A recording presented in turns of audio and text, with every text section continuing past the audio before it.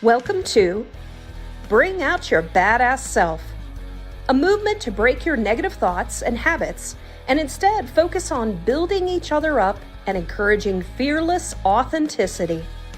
Each week, we will get vulnerable and share experiences alongside our guests and audience. Come rediscover your inner badass self. Good morning, badass. How are you? I'm doing well. How are you doing this morning? I am doing well as well. I am excited for the weekend. This week was a blur. Was it? Yeah. I feel like Monday with it being like the solar eclipse and it was like a shortened week for a lot of folks, you know.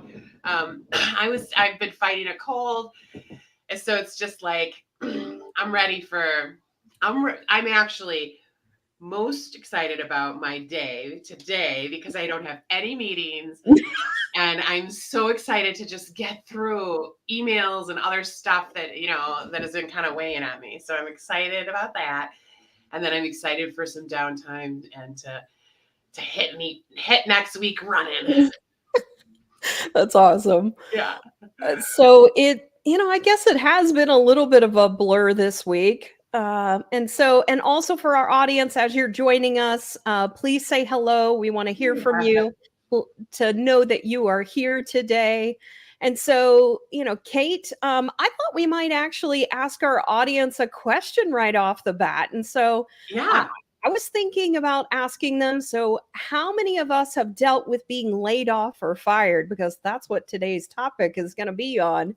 Yeah. And so I was just curious for those out there, what they have experienced. And so, Kate, have you ever been fired before? Yeah, I actually have been fired. And it was, when I looked back at it almost immediately, I knew it was kind of a unique experience. The company I was working for was hitting some hard times. This was 2007, 2006, 2007. Mm-hmm. They were kind of hitting some hard times. But the culture was just turning really negative and like kind of toxic. And I, on the other hand, was like the top performer, top achiever. I was fairly new, but the whole company was kind of new. There was like some older people that had been there forever. It was either you'd been there for 20 years or you'd been there for like 1 year. Right. So there was like, wow, maybe, so it was a real weird culture. And the company is no longer in existence. But anyway, I thought, well, I am the only one really performing, like I had just sold like $1 million consulting engagement that I and a few of my colleagues were going to be performing. So we were kind of like on top of the world. So we all started kind of, me as the leader of this little group, we started kind of acting out, or not acting out, but talking about how shitty the culture was. and because and like going kind of, being kind of really assertive about it, almost, broaching on being aggressive. And I remember thinking like, they'd be idiots to fire me. If they do, they're idiots and I don't want to work for them anyway, but I'm going to, I'm going to try to do what I can to call attention to this, because the words they were saying were not matching up with what was happening. Right. But sure enough, they fired me. And they did it even in a really crappy way too. They called me on the phone, it was virtual, and they didn't even say like, come into the office or anything. They just let me go right on the phone. And I remember being like, okay, all right, well, if you put that out there, it's probably going to happen. You sort of manifested that, it sounds like. Exactly. So I was like, okay, that's fine. But you were prepared for it. Yeah. And then, at the end of the day, they didn't deliver that project. They walked away from that $1 million project, which was probably a good thing, because they were going down in flames anyway, so I had worked so hard over a year to like sell this particular project. And, I would have been really devastated had we not been able to deliver what I sold, Yeah. and I think that's what would have happened anyway. So, Yeah. Well, we have some people joining us and also some responses. So yes, good Bruce is coming morning. in. He's saying morning badasses from Bruce on an actual day off. So Bruce, Wow. I'm glad you got the Friday off. Yes. Thank you for joining us on your day off too. I know. Megan, she said, good morning. Happy Friday. Friday. Friday. And Jennifer is coming. J. Rowe, good morning, badasses. Happy Friday. Good And then morning, Bruce Sarah. actually has 2 experiences that he's talking about. He said he's been fired numerous times, but never laid off. And he said once he's been fired while receiving a raise and a bonus. Yeah, my dad once was let go right after several raises and promotions, and so he got like this amazing package, like he got to like work there, still stay on the salary for like 6 months, and they paid for like this coach, all these things for him to get other work. It was really quite cool. Back in the day, they sometimes did a fair amount of that. I don't know if that happens as much anymore, but Yeah. I have been laid off. So the time that I was laid off was a bit odd. So the principal came to me, and you know this about me. I'm like, all right, what do we need to do to excel, to achieve, to grow? right. And they didn't want to grow. Like this company was like, nope, we like the size we are. And I was like, you do know that like you can't just stay where you are. Like you're gonna go one way or the other. And now I think the company still exists, but there's like one person there now. Wow, okay. And so it ended up basically pretty much going under. Slowly. But what they did for me is he said, look, they didn't not like the work that I was doing. But they just felt personality wise, I wasn't a good fit for them. And so you were like pushing I was for growth. pushing. Like, what are we doing? That type of thing. And he said, how about you stay here and you work, but we just want you to like do these things, like not all these things, just help us with like the proposals. And then the other part of the time you can be searching for a job.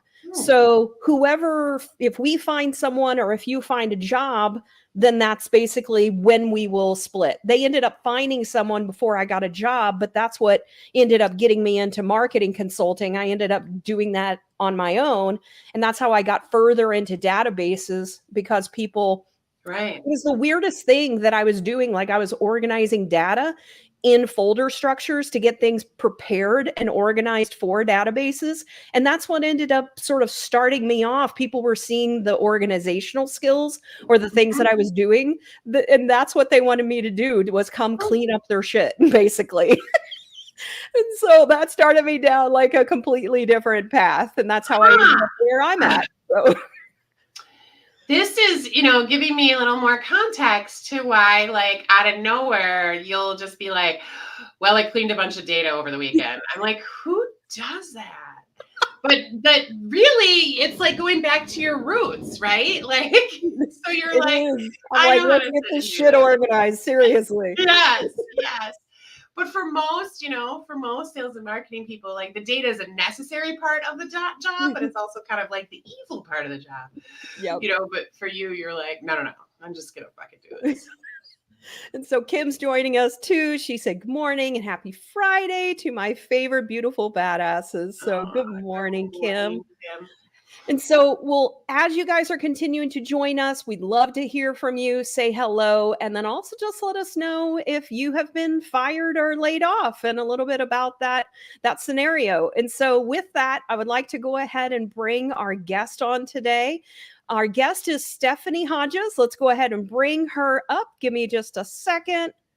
There we go. Good morning, Stephanie. How are you? Doing well. Thank you so much for being here today. We have an exciting story with you today. You really got some people fired up, and we'll get into that. But I thought we might first just start off with telling people a little bit about what it is you're doing now. and how it is that you're helping people. Sure. Well, after I got fired, I got inspired and fired up, decided to start my own consulting company and also help others find jobs that were rewarding to them. So that's my Saving Lives One Job at a Time. It's kind of a spin on nursing. Yeah. And then also Wound EQ. I've been in the wound care business for about 12 years. There's a lot of work to be done around that. Yeah. When you take care of patients' wounds, it's typically looked at from a medical perspective, leaving out the emotional component. So that's where I came up with the name Wound EQ, to bring in that personal element. When someone has a wound, it's impacting them from a psychosocial perspective. The patient himself or herself goes through a lot of emotion. I mean, your skin's opened up. You have a gaping wound. Is it ever going to heal? And then not only are they affected, the family's affected, and even the caregiver, the person taking care of the wound or changing those dressings are affected. You know, they're absorbing that energy as well. Yeah. So that's what I'm doing now. Just working with companies that need wound care consulting. Yeah, I love it. So you're working with companies that need this. So tell me more. Is this about occupational health? Like if a manufacturing company has like a clinic on site where, is that what you mean by helping companies, or what do you mean? So there's companies and they need resources surrounding wound care, either the dressing supplies or the provider changing the dressings, doing the debridement, cleaning the wound to move towards healing. So I help these companies connect with the different entities that do that work. Oh, okay, cool. And then help with formularies, what's best practice for wound care, just kind of a whole range of things. There's a lot involved with wound care that most people don't understand, but obviously you need supplies, you need the dressings to put on the wound, you need the people to do the dressings, you need the people that are teaching family members if they're in the home, how to do the dressing changes. Right. So I use my network to connect people to have the right tools for wound care. Yeah. And I'm sure as Kate was talking, she was talking about being a top performer at her company before she got fired. And I imagine that resonated with you because you were a top performer, had worked with a company for 12 years. So can you tell us a little bit about the type of company that you were working with and the atmosphere, the culture that you were dealing with? Yes. So I worked with a company. We did Med-B billing for wound care supplies. We would mostly work with nursing homes or hospices, some wound clinics. And I had a great run for 10 years. We had wonderful leadership. And we sold off to a PE firm. And that's where the culture shifted, changed a lot. It became more about dollars and profits and not the patients. And that's when they brought in a new leader, and our old leadership decided to take another path, and I shifted up some along with my Western counterpart, and we were having to deal with some negative attitudes towards us just based on the history of the company. They had a different mindset. When you come in as like accountants versus clinical people, you want to shift the mindset of the people working, and we were all clinical. We cared about patients, and then it just became about how do we make more money. Mm-hmm. So I was doing a lot of sticking up for my people, my patients, my accounts, the accounts that I had promised, this is our business model, and now everything's shifting. Mm-hmm. So coming back saying this is coming out of COVID, nursing homes were the most affected, I feel like, by COVID. It rocked their world, right? The nursing home nurses are my heroes because what they had to deal with is truly traumatic. But there were staffing challenges, all kinds of issues in the nursing homes already. And here we are trying to change our business model. And I just would voice that it's too much for our clinicians. And then they were doing pay cuts and just a lot of negativity, and people were getting upset, disgruntled. So me, as a badass, decided to bring this to the attention of leadership. And then I started, and that's when it changed. I wasn't a yes woman. I was a challenge woman.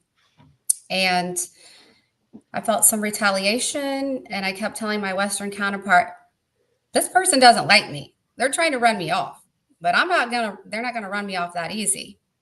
And because I had been a top performer and brought on the most accounts in our company history, they knew it would be detrimental to the organization if they ran me off then. Originally, when we had our initial meetings with the new leadership, I asked, are you going to bring in your own people? Oh, no. Why would I do that? Well, because it happens a lot. So gaslighting number one. No, I'm not bringing in my own people.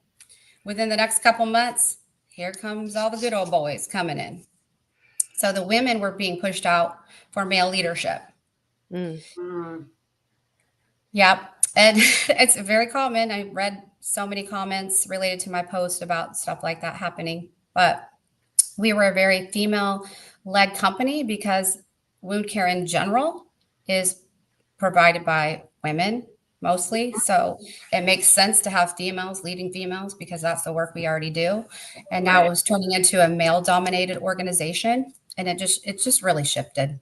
So I felt I felt like I was being pushed out, and I was. That came to fruition about 8 months later.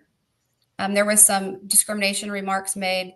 For example, 2 months after knowing my new leader, we had an evaluation, and he gave me 7 2s and 5 3s, 1 being the worst. I had never received such a review in my whole life. I was always top performer in school. And so that was somewhat devastating. And as a female, I internalized that and thought it was me. What am I doing wrong? So then I go into this, I got to prove myself some more. But wait, I did this last year and I did this the year before. And I brought the company on this, brought, this much profit to our organization. I created these reward incentives. And I'm still thinking there's something wrong with me. I didn't realize the other female leaders were feeling the same way with different one-on-one and conversations that they were having. So once the female leaders came together, we realized we were all somewhat being targeted, and it made us feel a little better because we had company in this misery. But we loved our company. We loved our company so much. We had longevity, like you said about your job. We were there from 10 years to 20 years. That was the common number of people that have been there. And we didn't have new people. You got there and you stayed because we loved our company. So bringing on the new people for evaluation, leaders went to our female leadership team went to the HR and another leader and expressed our concern. And that only made it worse. We, pretty much found out that HR is there to protect the organization, not so much the employees. And I'm not saying that as a blanket statement because I'm sure there are some great HRs, but that was my experience and what happened at my organization. Yeah. And so then there was a little bit more retaliation. My Western counterpart and I, who were VPs, got pushed out and brought in someone else to lead us, be our boss, one that we trained for 2 months. Oh, God.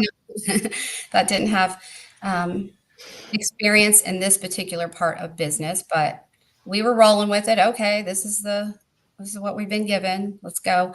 And I had an 18-year-old at home, and he was going to the military. And then my oldest was graduating from Indiana University. And my mindset was, let's just get them through college and high school, and then I will change jobs. Then I will pivot because I can't stay in this culture any longer. It was draining me. Several of us had health issues. I ended up getting shingles. Someone else, one of my friends was drinking more. Another friend had eye twitches. It was like an autoimmune mess fest, just from the negative. Yeah, you're just in this toxic dumpster fire, if you will, and it comes out in your body. What you're not expressing comes out in a different way. Yeah. So moving forward, I got a call. I had just gotten my son off to the military. I was preparing to change jobs anyways. So I had put my house on the market. I just didn't want to have to move him out of our home of 17 years before going to the military. I didn't want that to be his last memory. So as soon as he got off to the military, house up for sale, I was closing on a Thursday, November 2nd, and I got a call on November 1st that at 8 a.m. prompt, HR's on the line, and I was terminated without severance for lack of engagement, for which I had been at trade shows representing the company about 4 weeks out of the 6 weeks prior to my son going to the military. So I not only missed time with him representing the company, I then got terminated for lack of engagement. Backing up some, my whole sales team quit. They felt the toxic energy. They were like, I'm not going down with this ship. So they had all left. And I had voiced to my new boss, I was sad, my whole team just quit. My team that I promoted, the team that I've been with for years, and they're now gone. And I'm left to have to build back. And, I mentioned that, and that got used against me in my termination. So that's where some of my comments in the post, don't share certain information because it can come back to be a reason for termination if you talk about your mental health. But I'm high energy, so there was not a true lack of engagement. I don't even know how you measure lack of engagement. There was no metric. I'd never been written up. I did not have one comment negative in my HR file. And as a matter of fact, when we went to HR, the group of us, I had never gone to HR in my whole life for any reason. So when I went to HR, it was a serious issue we were all experiencing. But I felt like I had to be the one to stick up for all of us. And then, retaliation. So it is what it is, but go ahead. There's so much there to unpack. I mean, when I'm putting myself in your shoes, and as I'm doing that, I'm thinking, okay, you have people that you have sold things to. You have promises that you've made in what the culture is like and how it is that care is delivered. That matters. And when you're not able to then uphold what it is that you are saying the culture is and the environment around you, when you're not able to uphold that, that's like almost feeling as if you've lied to someone. Like you've given a promise that then you can't uphold, but you also are trying to do all of these things to try to help the situation, but you realize you're sort of helpless because this is a top-down decision and you can't impact that whatsoever. So I'm curious, as you were going through this, how many times did you say to yourself, I should just quit? Oh, multiple times. But again, multiple times. Yes. And I had, I was looking, the competition was always wanting me and my counterpart because we were top in sales. I mean, we were the reason they weren't getting business. Our customers would say, as long as Stephanie's there, I'm not going anywhere. They could have even maybe had a better product. They didn't at the time, but they do now. So I help consult for a couple of the competitors. And that's just how it is. But multiple times I wanted to quit. However, I had to I was on a mission, get my son through high school and off to the military, and daughter graduated before uprooting the family home. So I got there, which was exciting, but I didn't have time to grieve my son going off to the military because I had to come home and pack up my home. And then I got fired as I was finishing up the last part of packing. So I couldn't even really be upset about losing my job. And I couldn't be sad about moving because I had so much going on. I just had to go. And, reflecting, I really just didn't have time to cry. I mean, there was three events that occurred in a week's time that are pivotal. Individually, they're pivotal, but to have all three together, it was a lot. So I decided to go to Costa Rica for 15 days. I had my house money, if you will, and decided I was going to spend it by myself. For the first time in my life, I had no responsibilities, no house, no job, and my kids were gone. It was a very surreal feeling, and they really don't prep you as a mother for that moment your youngest is gone and out of the house. It is a woohoo moment, but it's also deeply emotional, and you're just not prepared. Is you feel like your mother duties are gone in a way. And I know they're not, forever gone, but it's just different. Right. Knowing they're going to come home to visit. They're not living there. Yeah. So a lot of, trauma to deal with while I was in Costa Rica. And it was the most spiritual, rewarding moment to go as a single woman to another country and embrace yourself in the culture and talk to the people there. And it's an experience that I'll never forget. And I hope that anyone that finds themselves in a situation that they can do something for their mental health, because it made such a difference for me to come back and be inspired and be my badass self and be brave and be bold and help others. So Yeah. that's where finally my post came. Mm-hmm. And so before we pivot to that, I'd like to bring up a couple of comments. So we have Tracy. You might actually, maybe you know Tracy, or maybe Tracy is new. And so Tracy, if you're new, give us a heart. If you have a white heart, then give us a white heart, but any heart, just let us know, because I haven't seen your name. So good morning and welcome. And then we have Maria. She said good morning. And she was also saying that she's been fired twice, once by her sister was getting, once because my sister was getting fired, and once because I focused more on the job than on personal errands for my Gaston boss. Ooh. Gloria is here as well. So welcome. Good morning. Welcome, Gloria. Thanks for coming. And then we have a Facebook user. So we don't know who this is. If you go to StreamYard.com/Facebook, then it'll give you permission. But she said, I feel this so much. The branch I was at is so toxic, and all the company cares about is making more money, so much that they have made massive pay cuts to employees. But I am keep fighting the fight. Better things are yet to come. Thank you for the session. So I know I'm not the only one going through this.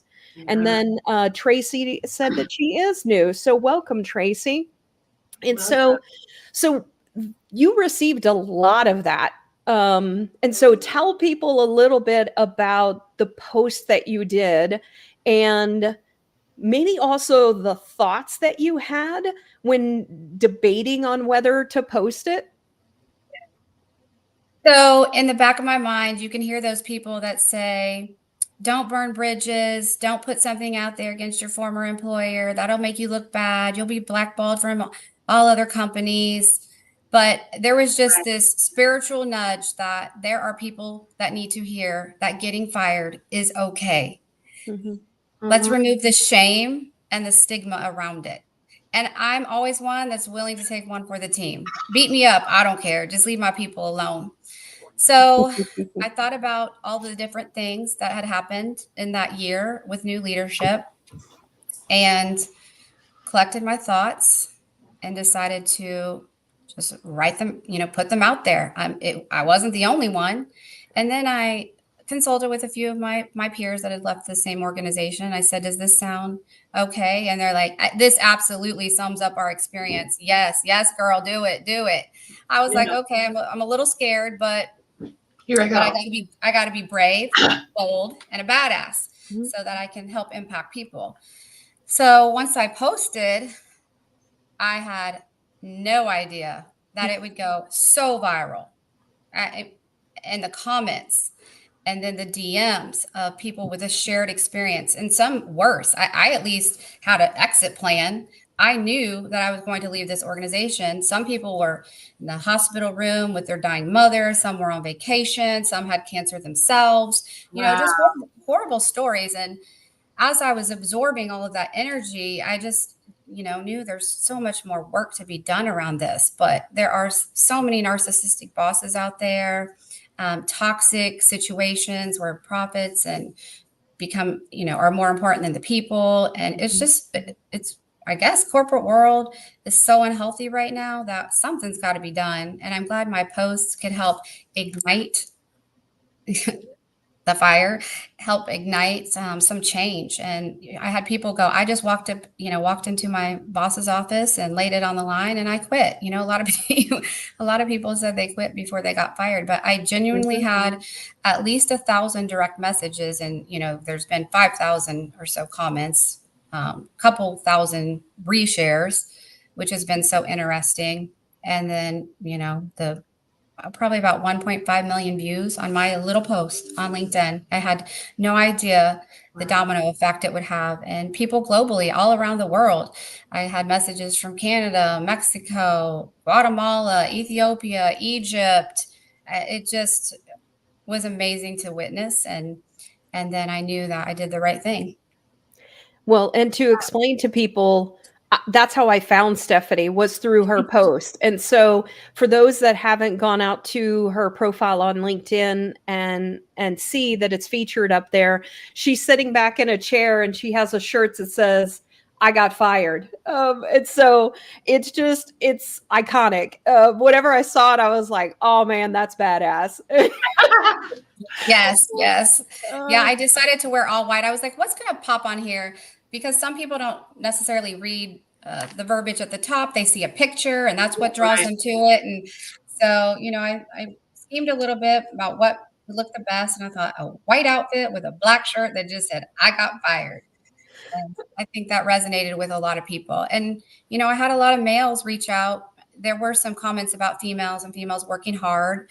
And I had so much support from men. There were just a few men that commented that that's bullshit, that women don't have to work harder, or there's not pay disparity. And I just said, I'm sorry you don't get it. There is. There absolutely is. And so try to leave those few negative comments behind, but 99.9% of the comments were very positive and supportive. And I would say about half were men. And a lot of men shared it and reposted with their own comments, and they're experiencing it too. So I don't want to minimize what men are going through just because females are going through it too. So I wanted to mention that today. But, women, there are some different issues surrounding women in the workplace, especially leaders. If you're a go-getter, you're called intimidating. If you're a go-getter, you're a bulldog. There's all kinds of comments made around women in leadership. It's just different than men. But the outfit wanted to use the black I got fired to pop. It sure did. And here we are talking about these serious issues. I mean, truly, something needs to change, or we're just going to live in a world where there's no trust, constant turnover, disparities, suicides. A lot of things there's a lot of issues that come from getting fired. People, it's horrible. I fortunately had just sold my house. Had I not sold my house, I don't know what I would have done either. A kid in college, son still in high school. It's devastating. Yeah, it is. Some of the things that you went through, I think a lot of people go through them in different ways. You mentioned the intimidating. I happened to post something about, I always have people saying you are intimidating. And I had a mind flip whenever I was talking with someone that I'm not intimidating. You are intimidated by me. There is a difference. And so when we think about, what I want men to understand is that a lot of times when women are assertive, not aggressive, but assertive and direct, many times we have been called bitches and cunts. I have been called those names. And so I want people to understand that a female can be assertive and direct, and that is not a bad thing. The things that you did, you were standing up for people. And for me, when we're always looking at the things that we're doing, and we're doing it to add light to the subject, to help people, when our heart is in the right place, for me, that is always the right step to be taking. Right. And so when people say that your post could have been, that it's negative, that you're burning bridges, is it really? Like it's adding light to the topic that there is a toxic environment that you were dealing with. There was no one to go to from an HR perspective. There was nobody willing to listen and help the situation.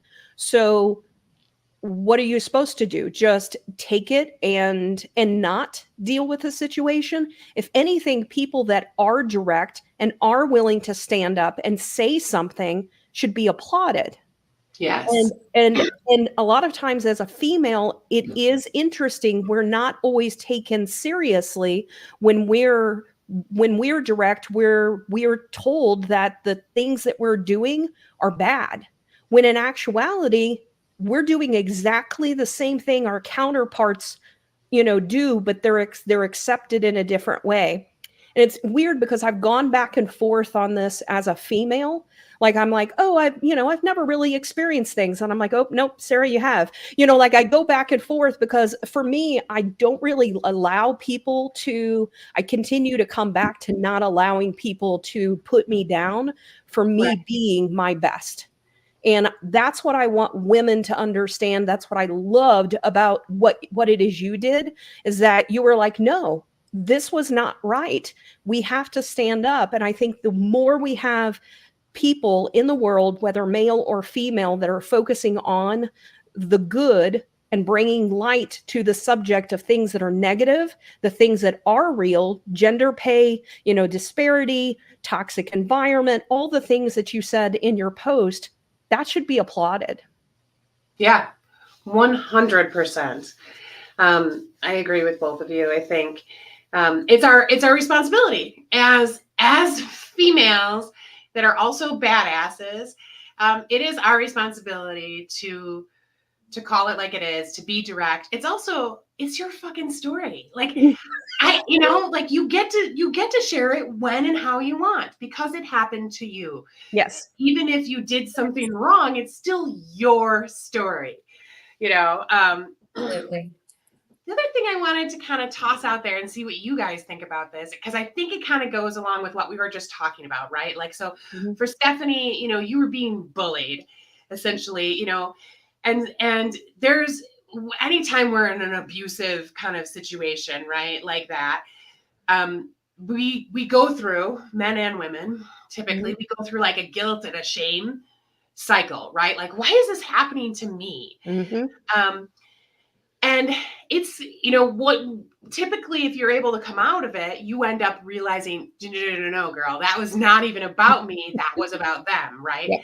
Just like Sarah saying, this is not, you're intimidated by me. That's a you problem, not a me problem. Right. Jenna and I have tossed this around a few times here at our house. Triggers are unfortunate, right? Triggers happen, they're unfortunate, but at the end of the day, it's you being triggered is your responsibility to how you react to it, And yeah, you can put up boundaries, you can do other things to kind of protect that you aren't triggered again or whatever.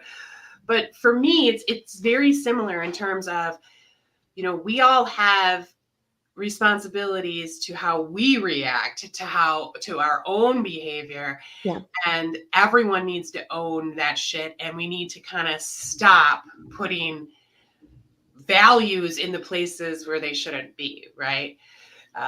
Profit over people and, blaming others rather than just being accountable, like, hey, Sarah scares me. That's not Sarah's fault. Like, look inside and figure out, what is it? And it's not your fault either. Like, you don't want to be scared by Sarah. Right? I can tell you Stephanie's not scared of me. But there's, you generally, but there's something inside of you, that you need to look at sometimes. So yeah. What are your thoughts on that? Do you guys feel it's kind of the same as well? Oh, absolutely. You have to take ownership for your own actions, thoughts, and beliefs, and realize that sometimes when you're perceiving things, the other person just has no clue. That's their being. And it's time to learn about yourself sometimes, do some digging, and 100%. Yeah, I think it's super important. One of the things that I've continued to learn, and it goes back to what you were saying, Kate, is going inward. Like really asking yourself, is this a me problem? Is this an us problem? Or is it a them problem? And so I tend to go inward first, and I try to look at myself and say, so it's the shaming thing. So, it's, you went through this, Stephanie, you talked about that you were like, okay, what am I doing? What did am I really the person that, isn't performing? Like I'm getting a bad review. And so you're questioning yourself. But Right. that's what they were wanting in this situation. It wasn't that you were, that was the plan all along, was to from what it sounds like, to basically get you to not be at your best. And that's the biggest thing, is that if we're not working to build people up, then we're not really actually helping the people around us. So in those situations, the things that were said to you, was any of it constructive?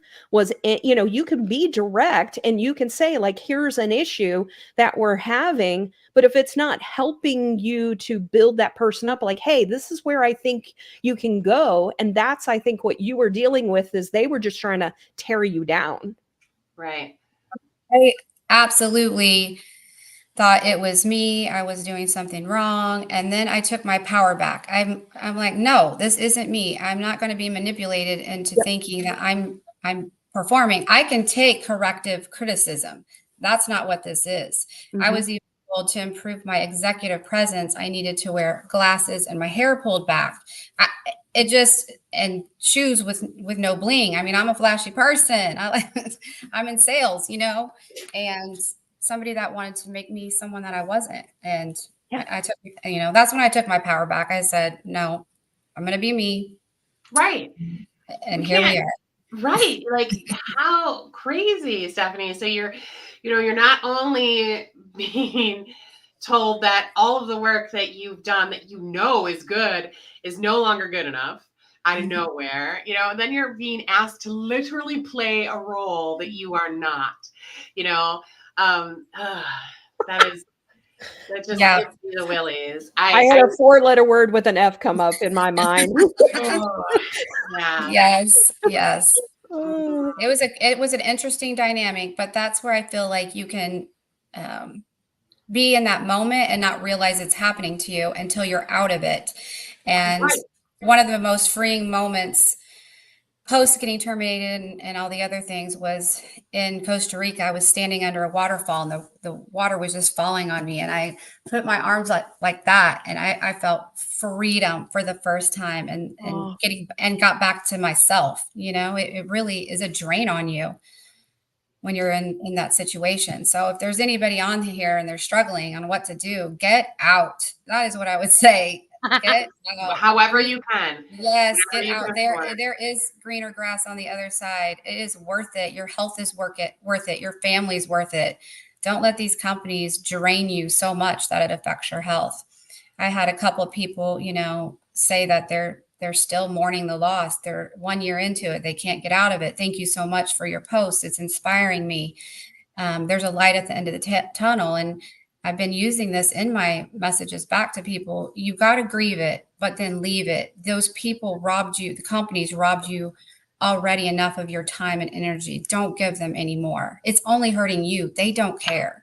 So if you're sitting in your house, can't figure out how to move on mentally, they don't care. So they only hurt yourself. So I do believe there needs to be some grieving process. Your work is your identity a lot of times. And when that's rocked, you question your value, yourself and your value system and everything else. But there's definitely light at the end of the tunnel when you get going. Get out of the way of yourself is what I would say. There's a LinkedIn user here. We don't know who this is, but this person, if you want to go to StreamYard.com/LinkedIn, you can then give it permission to show us your name, or you can just let us know who you are. But your departure just happened yesterday. So I'm glad that this session is so timely for you. Yeah.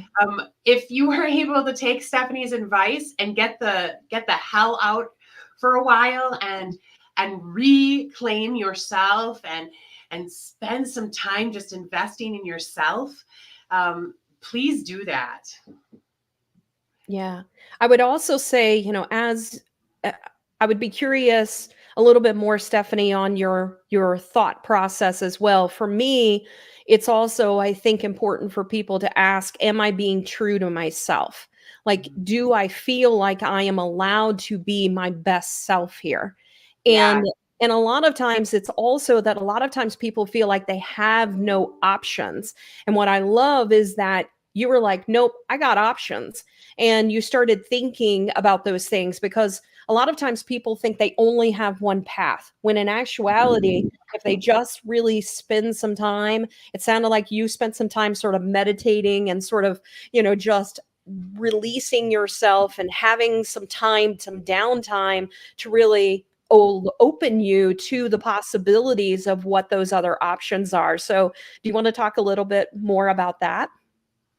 Yeah, I think that going into it, because I had built such a vast network over my 12 years of being in the space, I knew ultimately I was going to be okay. So that gave me the freedom to really let my mind wander and get into a space I wanted to. I am conscientious that there are people that don't have a network already built to move into consulting and have the support there. So, in those instances, you might have to dig a little deeper, reach out to people you've never reached out to, find spaces you haven't thought of, get on a board, join different memberships, meet people in different ways. And sometimes, it's random. It could be a car club, and you go to a car, you join a car club and you meet the person that's going to send you into the next piece of your life where, they change the trajectory of where you're going. You never know where you're going to meet that person that's going to help you with the next gig, so to speak. So that openness is really key, you're saying.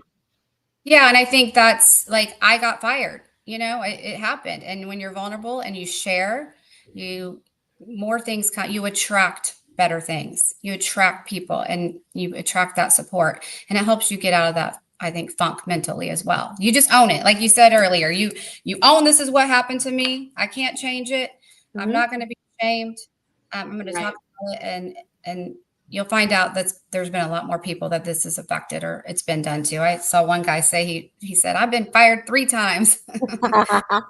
It's like, Yeah, it happens. And a lot of times it's not your fault, and you still blaming yourself. And, I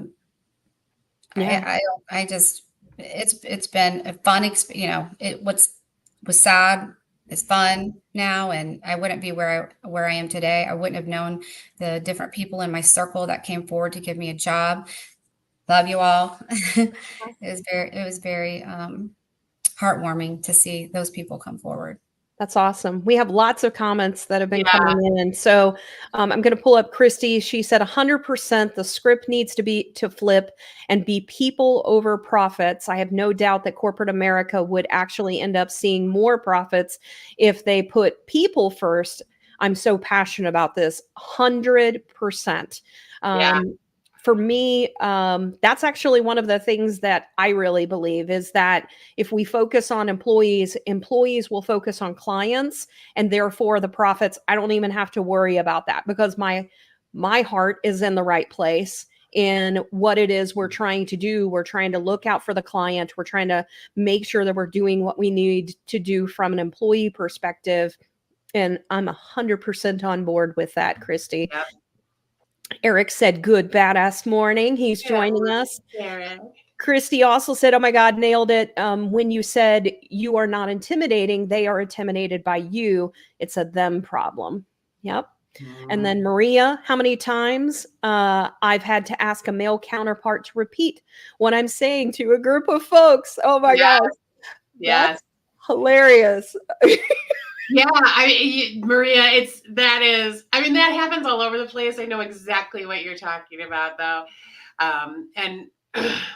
Where your message isn't getting across, but if it could be reinforced by someone whose voice is maybe either slightly different, has a little different, more respect associated with it or whatever, Or sometimes just confirming they actually understood what you said. Yes. Yeah. Yeah. So a lot of times men don't take women serious in business as Mhm. well. You're looked at, she's cute. They don't expect you to have brains and beauty at the same time. I've Mhm. gotten key cards put in my pocket, asked to have sex for business, and I have to say, would you? Oh yeah. Did you ask my male counterpart to have sex with you for business? Just Right. going right back, right back into their face. It's an interesting dynamic to be a female in a male world. You worry about, is my shirt too low? Is it, my top too tight? Or my breast out? Is his wife there? Is his wife going to look at me? There's a lot of dynamics that go into women in the workforce. I know. It was funny yesterday. I got a message from someone because of what I posted. They said, "You're very attractive." I was like, "Thank you. My husband agrees with you." I was just like, "What the fuck? Like, we're on LinkedIn, dude." Like, It's so gross. Oh, trust me. I said LinkedIn is not a dating app, but I got several, same with you, several messages. You're beautiful. You're a badass. Can I have your number? I would be interested. Let's ask. I mean, we have a decent amount of males in our audience. Does that happen to you? Because that happens to us all the time. All the time. I am putting content out or interacting with someone, and it is a business. For me, it is all business, and for them, it is. It's a welcome party to hit on us. Yes. Yeah. Does that happen, to men? I don't think so, but I've asked, but I'd be interested to know from our audience here. So Brenda yeah, Lee said, I've been thinking about Brenda Leese because she has a similar story, right? She has a I believe she was fired, right? She I think she talked about this where she either was kind of pushed out of her corporate job after many, many years of loyal service. Yeah. And she said, when we stand up for who we are, the rest follows. And then she also said, yes, there is a grieving process. Once we cross that threshold, we can experience freedom. 100%. There's a lot of other great comments here real quick. I'm going to pull up Lori as well. So she said, when women say what they want directly, they're seen as bitches, but men get no flack for being that way. It is a double standard. And I don't want to, come across as men hating today. So I do want to be careful with that. But Bruce said, following on Sarah's comment, as environments become toxic and dysfunctional, obedience becomes preferred over ability, making capable and assertive individuals become problematic, as you are not going to placate the toxicity. There are certain bridges that need to be burned. 100%, Bruce. Yes. Oh my gosh. Yes. One of my sorry. Go ahead. Oh, I was just going to say that was one of the things when I wrote that about the bridges burning. Some are meant to be burnt, and if anyone doesn't want to hire me for my post, then I don't want to work for them anyway. Right. Because they obviously didn't understand the toxicity that you were dealing with, and also the very important points that you were making. The other thing I really love is that one of the things you had in there is that you were also modeling for your daughter as well. And so do you want to touch upon that and how it is that you felt like this was important in your daughter understanding? Yeah, as a mother, she's getting ready to graduate at the time. She was graduating college, going to head into the workforce.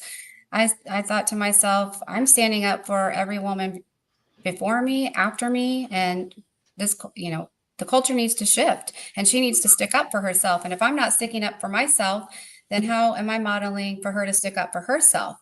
But what I read in comments was that it was very important for our young sons to hear that message as well as they enter. So I didn't mean to exclude my sons and making an impact on them. So I do want to circle back to that and say, we all need to stand up for ourselves, male or female. Yes. And also model to young men what it's like to be a woman in the workforce, so they can go out and be better male support partners in the workplace. Yeah. And I do want to mention that I had some men reach out to me based on my post as well, saying that they also experience people telling them that they are intimidated by them. So in a lot of ways, the things that we are experiencing aren't necessarily a female and male type thing. But I do think there are some commonalities with being a female, that the things that we do tend to experience. But I don't want to diminish the fact that this can happen really with anybody. And we've talked about this before, that it's sort of the masculine and feminine energy in what it is that people sort of demonstrate or show a part of them. And a lot of times it's that feminine energy that people tend to a lot of times push down, is what I have found. We all suffer. All humans Mm-hmm. suffer, so the most privileged group of people, the white males of this world, they suffer. I know this. I love many a white male, right? But the thing that we kind of forget, and sometimes even the most empathetic ones of us, like the three of us, we're clearly very empathetic, right?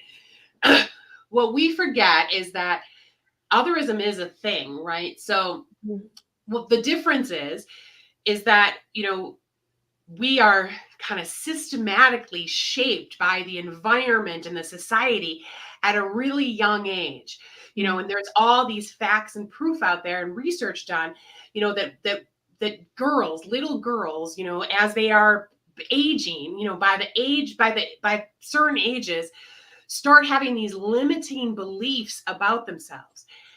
What happens to men is different, but kind of just as damaging. Mm-hmm. They end up having these limiting beliefs around their emotions, right? Mm-hmm. As they're growing. So yes, we're all suffering in different ways.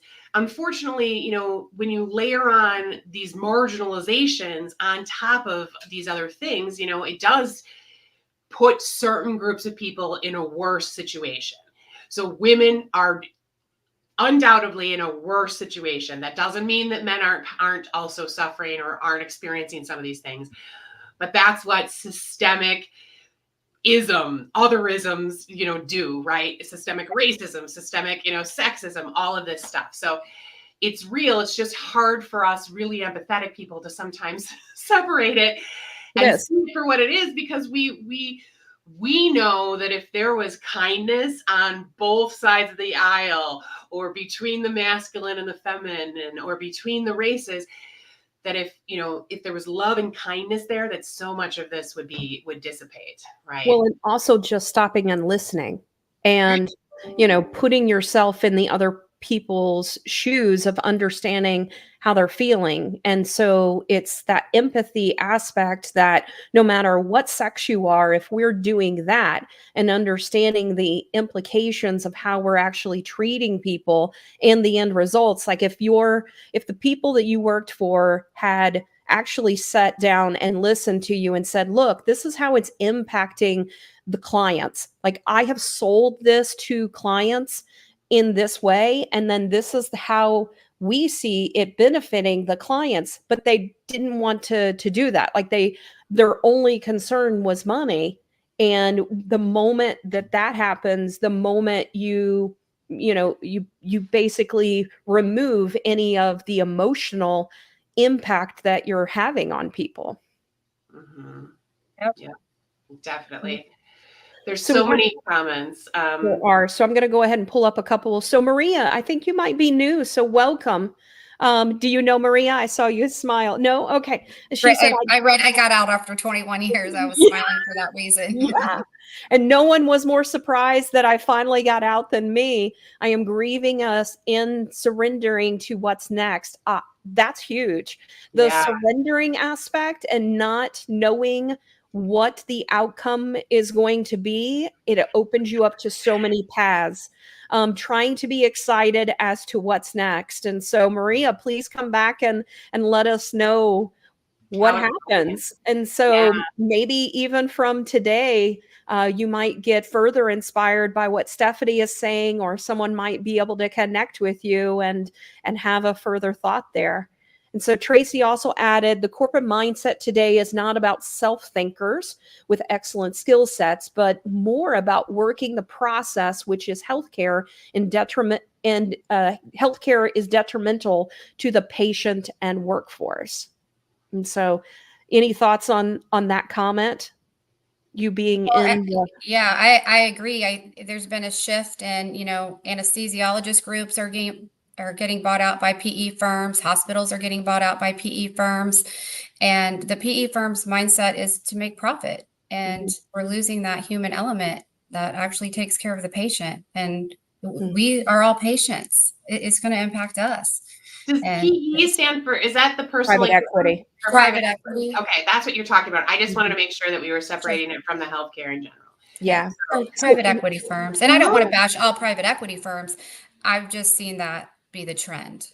Right. Yeah. Yeah. And I think that that's an important piece. I mean, healthcare, I understand that we have to make a profit in order to be in business. When we're dealing with healthcare, which should be more important? Health. Actually taking care of people, or making sure we make shitloads of money. Right. It really is a no-brainer. And where it is that we're going in society, all of us have the ability to make an impact. I want us all to know that. So it can be based on who you're willing to work for.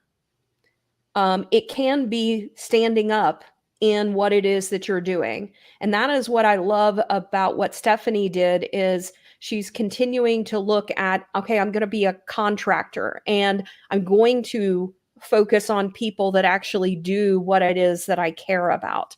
And so in society, I think that is the biggest thing that I want people to understand, is that we can make an influence. It doesn't have to be on a big scale. It can simply be in the shoes that you're in right now.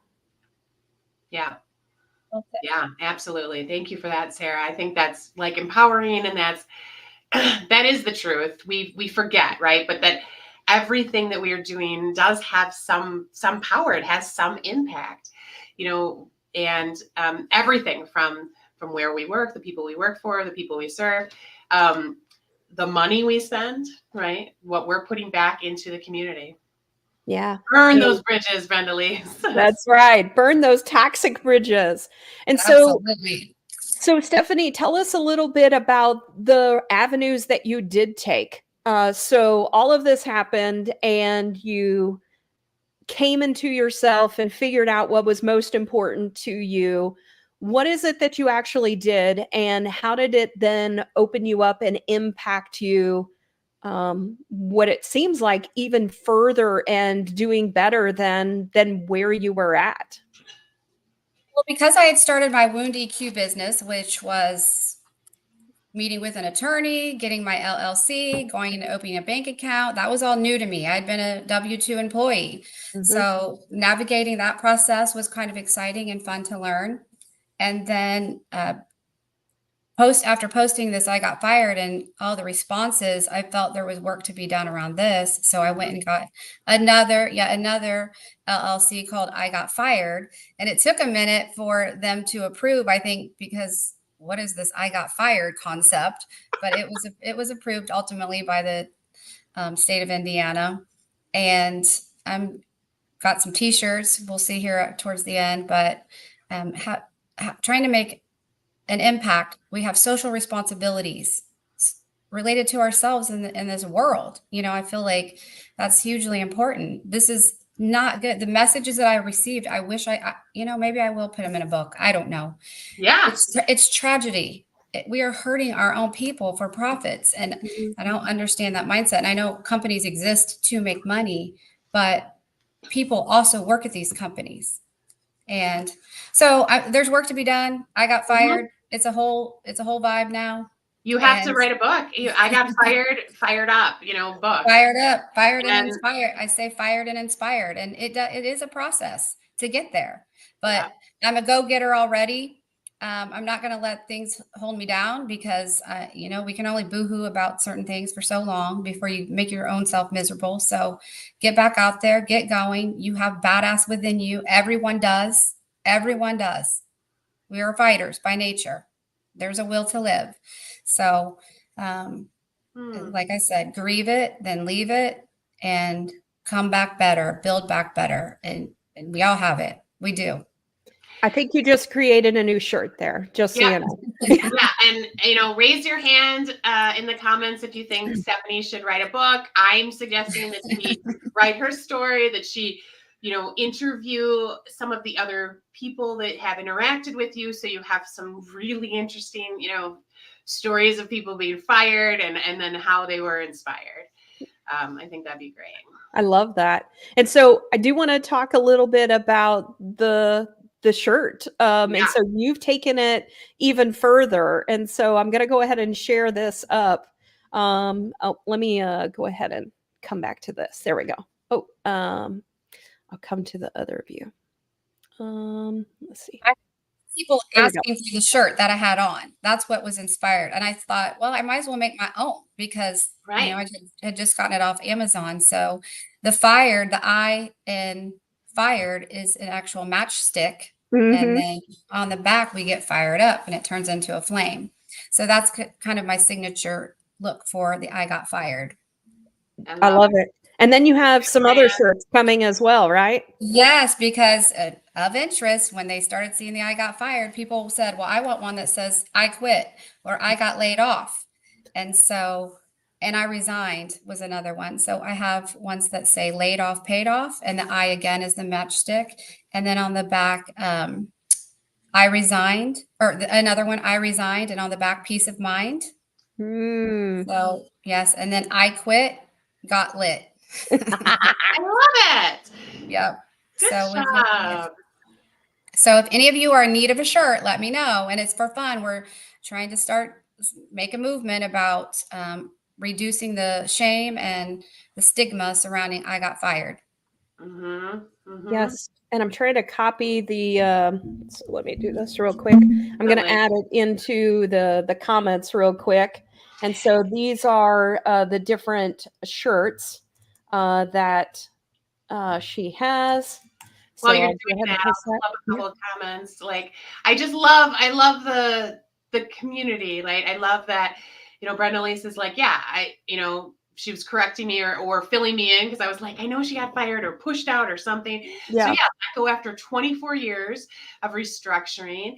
And then, you know, Carlos says, me too, 24 years of service, you know. These are things that happen. And you're right. Just like, it's part of what our mission is with the BOYBAS movement. We want to uncover and talk about the uncomfortable shit that happens that people are unwilling to talk about, you know, like the traumas and the stuff that's out there that scares people or it's a little too taboo, you know. So that's workplace trauma is a real thing too. I mean, you have to come down off the highs and lows of that working relationship. So don't ever minimize that experience of getting fired. It's traumatic. And some of the things that led up to the termination, if you have retaliation, discrimination, harassment, dealt with bullying, gaslighting, manipulation, it takes a moment to get over that, just like other traumas. Right. Yeah. That's abusive. You know, my best friend was fired from a county job after doing some kind of low-key whistleblowing. And she was devastated because it was a big part of her identity. It was a high-level job. She had just finished doing this amazing restructuring that no one thought she could do, you know, and she did it. And as a part of that restructuring, she had a new boss, and that new boss just had it out for her. And so Rachel started kind of whistleblowing, and you know, but it was such a process for her to let go of it, to have been, you know, in that situation, just like you were in, Stephanie, where you're downright being abused up until this point. Then this huge trauma happens. You know, not only do you have to adjust to the immediate change, but you do have to mourn, but you also have to heal. You have to heal from it, because the shit that you went through was abusive, you know, and anytime we come out of darkness like that, we have to heal. And that's what that's a big part of what you did when you went to Costa Rica, right? Is you invested that time into yourself. And that kind of, I think, jump-started your healing. You know, had I been able to, you know, send my friend Rachel off into, you know, a self, you know, investing adventure, maybe she would have been able to heal a little faster. Unfortunately, there's some that you have to get a job the next day. I mean, you're talking about feeding families, right? And you just have to take that trauma with you and keep going. And it's really unfortunate. But if you can do something on the evening, weekends to restore your mental health, I would try to do that. I know not everyone's afforded that opportunity that I had. Yeah, but even just 1 hour therapy a week. Yeah. 1 hour therapy a week dedicated to being like, listen to the fucked up shit I went through. Yes. Yes. So validate that experience. I got 4 different massages while I was in Costa Rica too. That helped. Push out the toxic waste. Yeah, and I think a lot of what Brenda Lees, who's on here, I think a lot of the things she even teaches, like just even breath work and quieting your mind. I find that society looks at quieting the mind as such an odd thing. But if you really just, like, we're constantly scrolling on our phones, we got to have the TV on. Like, when you really think about it, society is constantly has something going on. But if we really get back to just having quietness and listening internally, going inward, that really is a lot of what you need. It's not necessarily going about to Costa Rica. It's about stopping what you're doing and just going inward, even where you're at. And so, yeah. So Stephanie, a little bit, I want to just also just give you a moment to give us sort of your final thoughts. If someone is going through this, they're thinking about, I've fucking had it. Like, I can't deal with this anymore, or they just got fired, or things like that. What advice would you give them as they're going through that? I mean, if you're at the point where you're like, I fucking had it and I need to get out, but you're not financially able to at the moment, I would say create your exit strategy. Figure out what you're going to do on the side to pivot to your new role or new job, and start working that. And then when you're ready, go. If you can financially afford to get out now, get out. It's only impacting your mental health, and you can't be your best self when you're wasting time in negative space. Yeah. And then if you have gotten fired, again, the trauma surrounding that, get the help that you need mentally, whether it's through friends, watching podcasts. You know, there's multiple avenues if you can't afford a true therapist to help. We all have phones and can read on there. And then again, the whole grieve it, then leave it. They've already time sucked so much of your energy. Don't let them take any more of your days. Yeah. And the other thing I would add is, one of the things I think a lot of people find weird when they start with our company is that we want them to have a LinkedIn presence. And I know a lot of companies don't want that because they think it's just finding a job. For me, if you feel like you have a better opportunity somewhere else, I want that for you. And so as owners, we should also have that type of mentality.